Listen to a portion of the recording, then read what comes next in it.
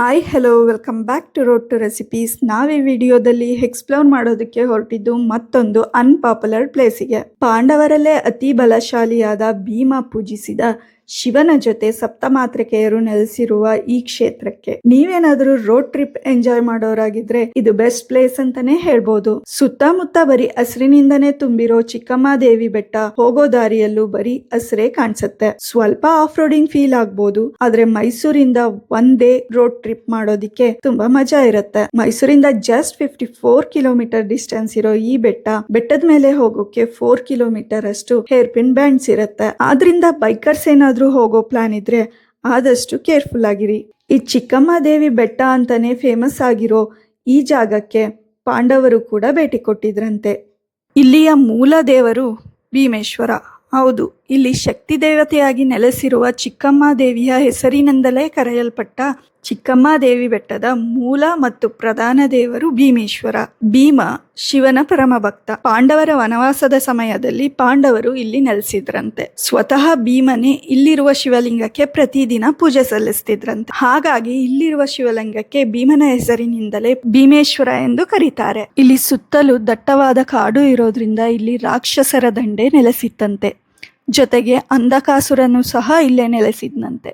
ಆ ರಾಕ್ಷಸರ ಉಪಟಳ ತಾಳಲಾರದೆ ಋಷಿಗಳು ಜನಸಾಮಾನ್ಯರು ಚಾಮುಂಡೇಶ್ವರಿಯನ್ನು ಬೇಡ್ಕೊಂಡಾಗ ಆ ತಾಯಿ ತನ್ನ ತಂಗಿಯನ್ನ ಕಳಿಸ್ಕೊಡೋದಾಗಿ ಹೇಳ್ತಾರಂತೆ. ಹಾಗೆ ಇಲ್ಲಿ ಸಪ್ತಮಾತೃಕೆಯರ ಜೊತೆ ಕೇರಳದಿಂದ ಬಂದು ಆ ತಾಯಿ ಇಲ್ಲಿ ರಾಕ್ಷಸರ ಸಂಹಾರ ಮಾಡಿ ನೆಲೆ ನಿಲ್ತಾರಂತೆ. ಹಾಗಾಗಿ ಚಿಕ್ಕಮ್ಮ ದೇವಿಯಾಗಿ ಇಲ್ಲಿ ದೇವರು ನೆಲೆಸಿ ಜೊತೆಗೆ ಬರುವ ಭಕ್ತಾದಿಗಳ ಮನೋಕಾಮನೆಗಳನ್ನ ಈಡೇರಿಸುತ್ತಾ ಈ ಜಾಗದಲ್ಲಿ ನೆಲೆಸಿದ್ದಾರೆ. ಈ ತಾಯಿಗೆ ಹೂವು ಮತ್ತು ಬಳೆಯನ್ನ ಅರ್ಪಿಸಿ ಮನಸ್ಸಿನಲ್ಲಿ ಇರುವುದನ್ನೆಲ್ಲ ಬೇಡ್ಕೊಂಡ್ರೆ ಆ ತಾಯಿ ಕರುಣಿಸ್ತಾಳೆ ಅನ್ನೋ ನಂಬಿಕೆ ಸಹ ಇದೆ. ದೇವರನ್ನ ನೋಡೋದು ಒಂದು ಖುಷಿ ಆದ್ರೆ ದೇವರ ದರ್ಶನ ಮುಗಿಸ್ಕೊಂಡು ದೇವಸ್ಥಾನದಿಂದ ಹೊರಬಂದು ದೇವಸ್ಥಾನದ ಸುತ್ತ ಇರುವ ಪ್ರಕೃತಿಯನ್ನ ನೋಡೋದು ಮತ್ತೊಂದು ಖುಷಿ ಕೊಡುತ್ತೆ.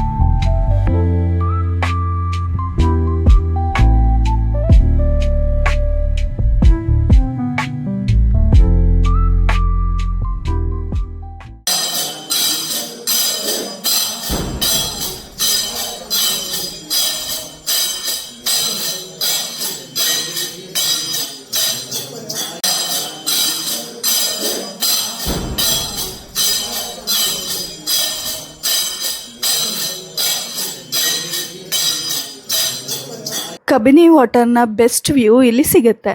ಸೊ ಈ ಪ್ಲೇಸ್ಗೆ ನೀವೇನಾದರೂ ಹೋಗೋದಕ್ಕೆ ಇಷ್ಟಪಟ್ಟರೆ ಆದಷ್ಟು ಅರ್ಲಿ ಮಾರ್ನಿಂಗ್ ಅಥವಾ ಈವ್ನಿಂಗ್ ಹೋಗೋದಕ್ಕೆ ಟ್ರೈ ಮಾಡಿ. ಯಾಕೆಂದರೆ ಬೆಸ್ಟ್ ವ್ಯೂ ನಿಮಗೆ ಸಿಗುತ್ತೆ. ಈ ವಿಡಿಯೋ ಇಷ್ಟ ಆಗಿದ್ರೆ ಲೈಕ್ ಮಾಡಿ, ಫ್ರೆಂಡ್ಸ್ ಆ್ಯಂಡ್ ಫ್ಯಾಮಿಲಿ ಜೊತೆ ಶೇರ್ ಮಾಡಿ. ಇನ್ನು ಸಬ್ಸ್ಕ್ರೈಬ್ ಆಗಿಲ್ಲ ಅಂದರೆ ಸಬ್ಸ್ಕ್ರೈಬ್ ಮಾಡಿ. Thanks for watching.